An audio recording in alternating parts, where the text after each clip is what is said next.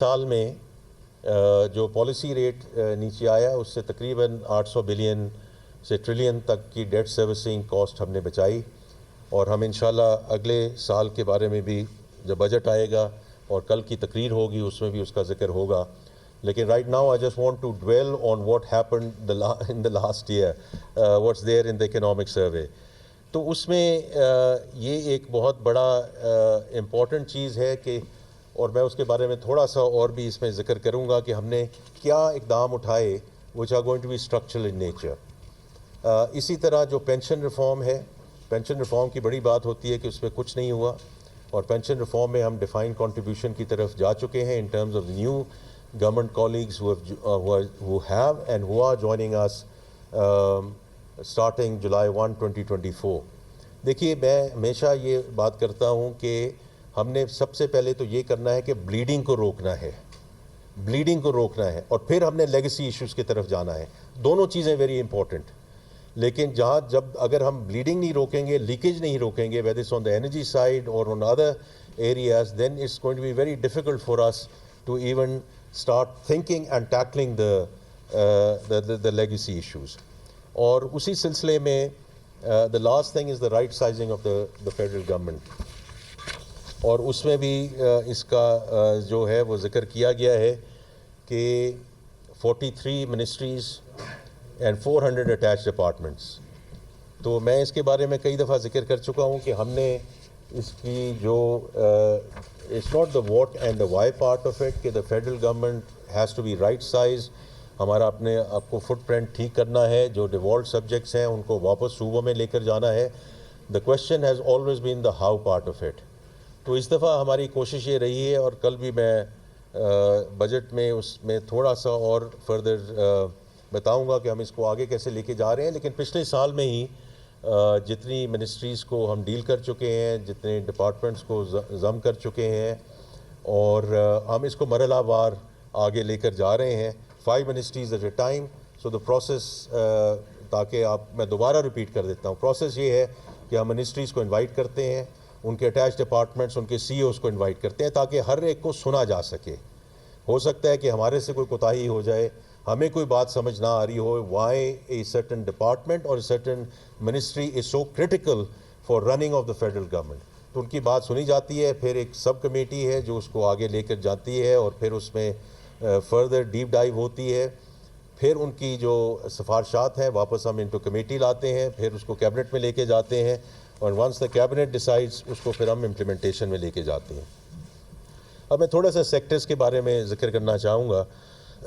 جو external sector ہے اس میں ایز یو نو کہ ہمارا تو ان سم سینس المیہ یہی رہا ہے وچ از دا ٹوئن ڈیفیسٹ. تو اگر میں کرنٹ اکاؤنٹ ڈیفیسٹ کی بات کروں تو جولائی سے اپریل 25 اس فسکل ایئر میں we had a surplus of $1.9 billion compared to $1.3 billion deficit last year at this point in time. انشاءاللہ یہ پورا سال، یہ مالی سال جو ہے ہم سرپلس پہ اس کو مکمل کریں گے. اس میں ایکسپورٹس کی 7% کا جو اضافہ ہے، آئی ٹی ایکسپورٹس کا خاص طور پہ $3.1 billion is a big jump. اور اس میں بھی جو فری لانسرز نے کمایا ہے اور جو انہوں نے ارن کیا ہے is close to $400 million. Imports بڑھی ہیں تقریباً 12% سے ٹو 11.7% ٹو بی پریسائز. اس میں آئل کا کمپوننٹ کم ہے. Non oil imports are almost at the same level way we were back in 22 اور بفور دا کرائسس. اب اس میں جو مشینری کی امپورٹ بڑھی ہے 16.5% سے، ٹرانسپورٹ میں 26% سے بڑھی ہے. اور چونکہ کاٹن کی کراپ کم ہوئی تو اس میں کاٹن میں یہ امپورٹ کی گئی ہے. لیکن مشینری اور ٹرانسپورٹ میں اس کو بڑا اچھا اندھیا سمجھتا ہوں in terms of how it will help both the agriculture and the industrial discussion as we go forward. Remittances like inflation has been outstanding story. وہ آپ کے سامنے ہے کہ $31 billion سے تجاوز کر گئیں، 31% انکریز ایئر آن ایئر، اور $4.1 billion تو ریکارڈ نمبر تھا ان مارچ. بٹ ان شاء اللہ تعالیٰ وین وی کلوز جون یہ 37 اور 38 بلین ڈالر کے درمیان ہماری اوور آل ریمیٹنسز ہوں گی. So I just want to remind everyone کہ یہی ریمیٹنس کا جو نمبر ہے آج سے 2 سال پہلے 27 بلین تھا. So it's been a $10 billion delta over the last 2 years in terms of remittances. اور یہ انڈر PRI ہے. میں بار بار یہ ذکر کرنا چاہوں گا کہ جو at times we do not mention it, and it's very very critical that we mention کہ جو اس وقت مومنٹم چل رہا ہے روشن ڈیجیٹل اکاؤنٹ کا, because that is investment and lifestyle led. It's a different segment of our Pakistani diaspora, ہمارے جو بھائی اور بہن جو اہل توفیق ہیں اور اہل ثروت ہیں, کہ وہ روشن ڈیجیٹل اکاؤنٹ کے through, because it's, as I said, investment and lifestyle led, and it's now crossed over $10 billion, اور 8,14,000 اکاؤنٹس اس سلسلے میں کھل چکے ہیں. یہ جب ہم ریمیٹنسز کی بات کرتے ہیں تو at times we forget about the Roshan digital account, which is also playing a very very important role in terms of how we take our Pakistani diaspora اور ان کی جو کمٹمنٹ ہے اور جو ان کی contribution ہے to Pakistan. So I wanted to mention that. اب آگے چلیں جی. In terms of fiscal discipline and revenue reforms, 26% ہمارا اضافہ ہوا July two may in terms of our revenue collection, and this is on the back of close to 30% growth in revenues last fiscal year. اور اس میں دونوں چیزیں ہوئی ہیں, ڈیپننگ بھی ہوئی ہے اور ایکسپینڈنگ بھی ہوئی ہے in terms of the tax base. اور کل بھی میں بجٹ کی تقریر میں اس پہ تھوڑا سا اور ذکر کروں گا, اور انشاءاللہ پرسوں جب ہم ملیں گے اس پہ اور بھی ہم فردر بات کریں گے کہ یہ جو بات ہوتی ہے کہ جی ایکسپینڈ کیا گیا نیٹ کو کہ نہیں ایکسپینڈ کیا گیا یا انہی سے واپس مانگا گیا. Individual filers doubled to 3.7 million filers. High value filers also increase by 178%. Retail کی بھی بڑی بات ہوتی ہے. 492,577, 74% additional retail registrations in the last fiscal year. اور